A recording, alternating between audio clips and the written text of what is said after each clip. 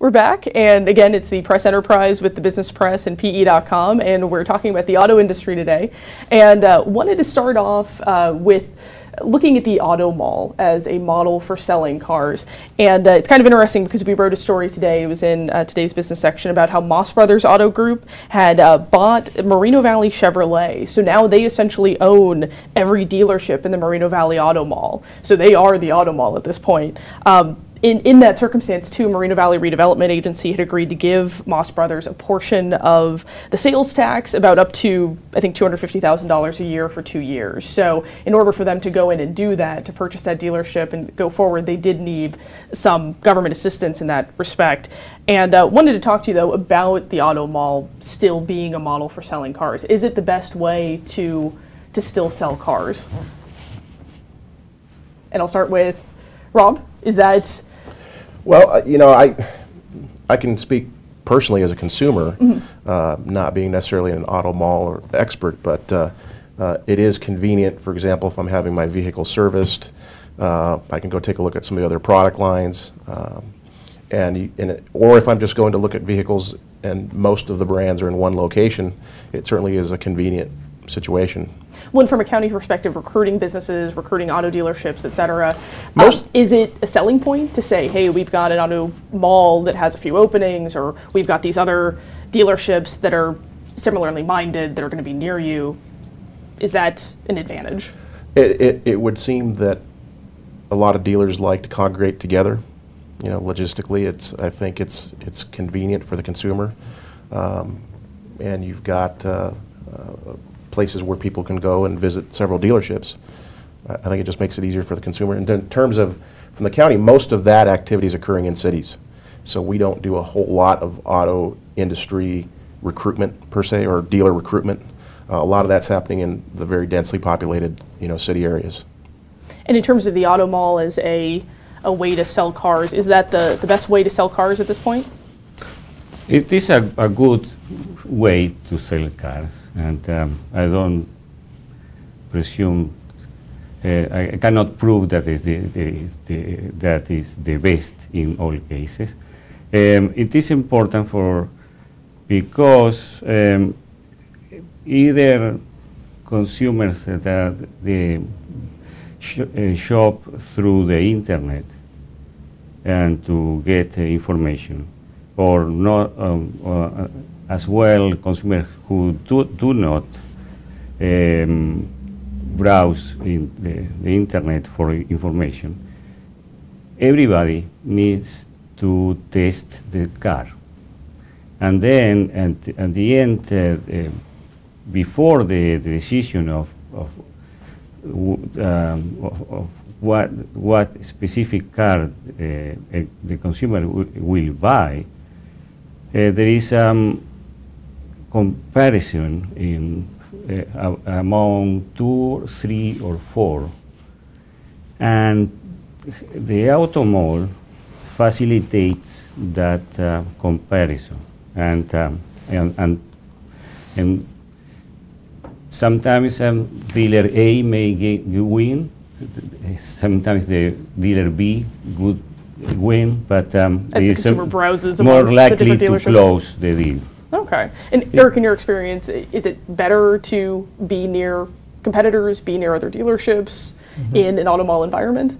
It is, and as Rob said, it's really city-driven, and that's sales tax-driven.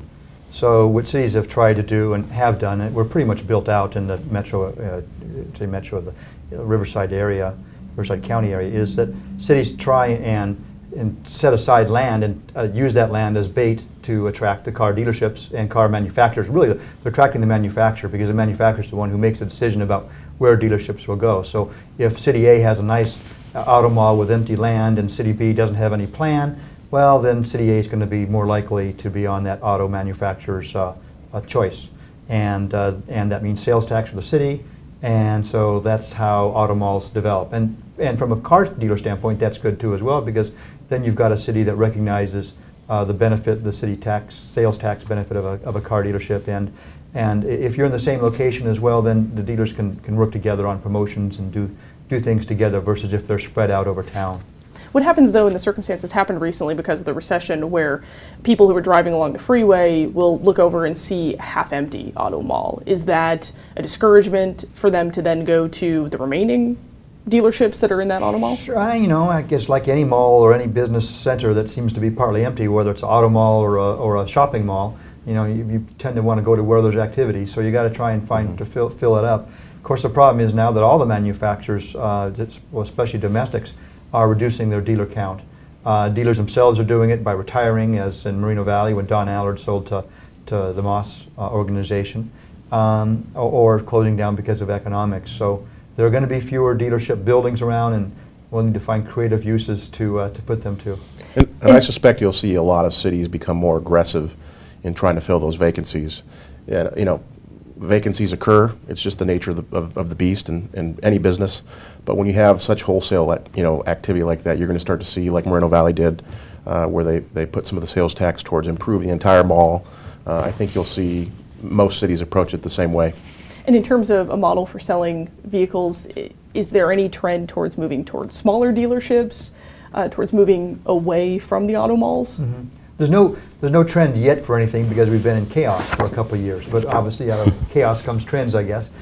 One of the huge changes that are happening in the business now, especially with this last recession, is that the manufacturers are producing fewer cars, are being forced to produce fewer cars.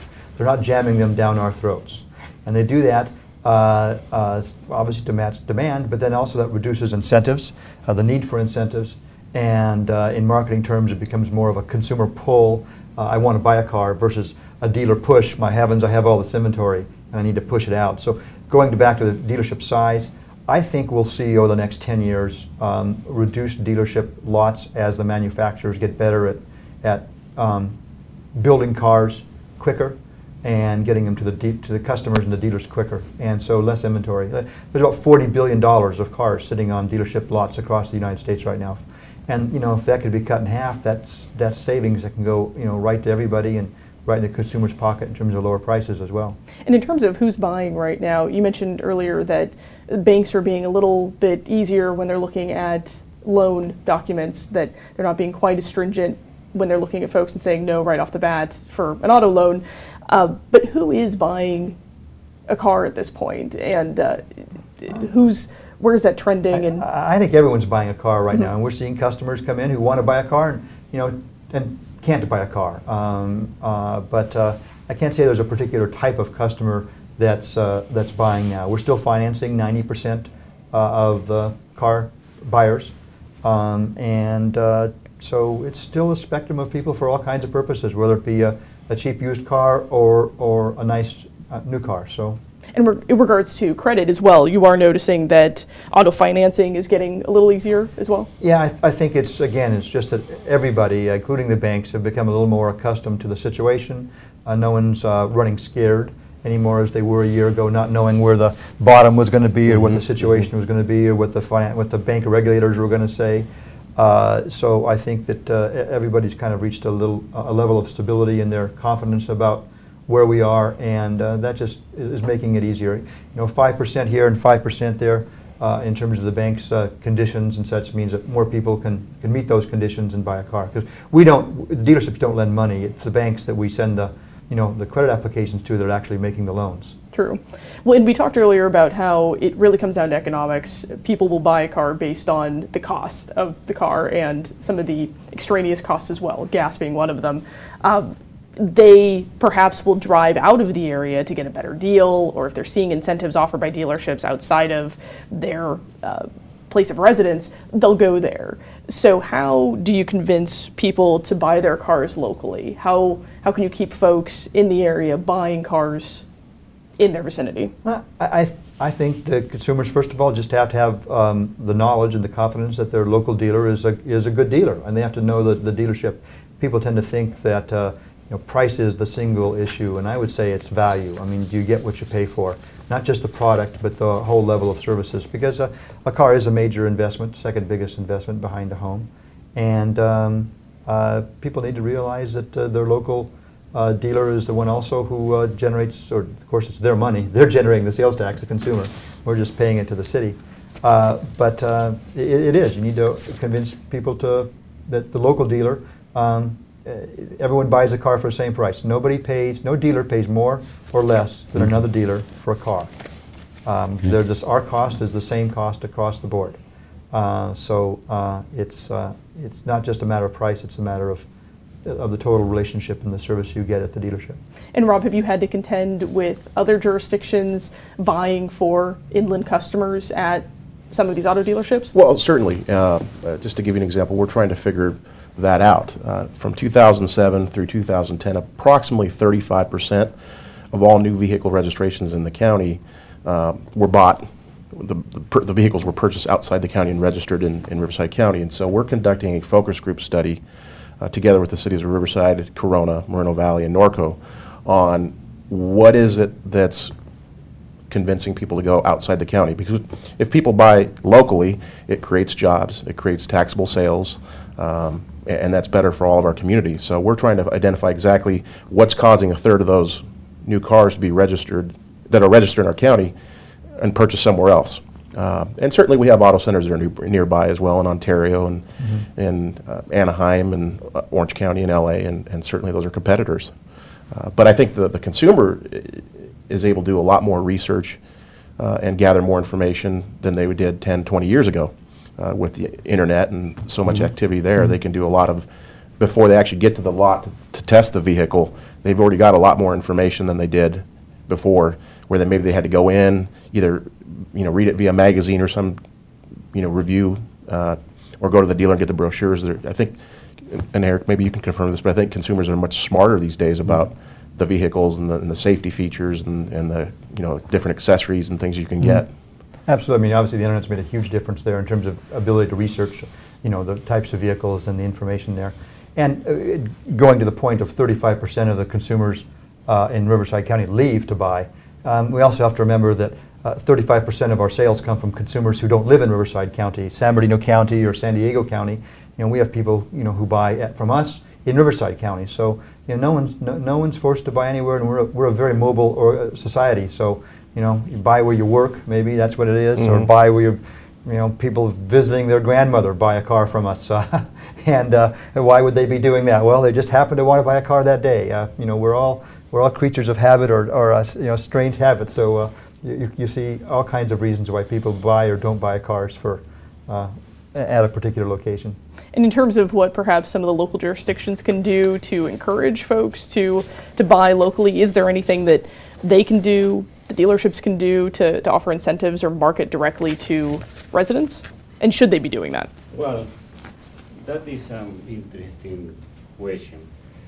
It is not nowadays. It is very easy to gather information, including prices, and then because most dealerships they have an internet department.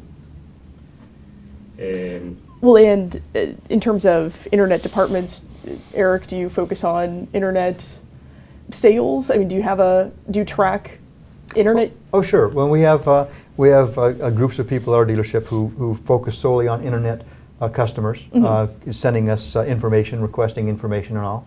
And so we have people who do that exclusively and talk to folks and sell cars on the internet over that. And a few of them deliver the car right to the customer, and they don't see us. But most people do want to see the car. They want to. It's a very it's an exciting opportunity to see a car that they're buying, and most people want that experience, I think, too, as well. So, but internet information is, I think, 80%, 85% of our customers get some information on the internet from the information we see. But we do sell a good number of cars on the internet too. From all around, or to all around, I should say. And do you know why folks are coming in perhaps from outside the area to your dealership, or again, it's the whole myriad, because their friend next to them bought a car from us, a referral, or they used to live here and now they moved away, or they're just visiting or passing through. People seem to think that some way that the farther they drive, the more they save, regardless. So if you drive to Ventura, you can save $50, but if you're in Ventura, if you can drive to Riverside, you'll save $50. Yeah. And you spend $50, of course, in gasoline just driving back and forth, but it's the perception that the farther you go, the more you save. Well, we're going to take another break, and I'm actually probably most excited about this next segment, which is looking at the future. So what does the future hold for the auto industry in the Inland Empire and nationwide? So we'll come back after a brief break and talk a little bit more about that.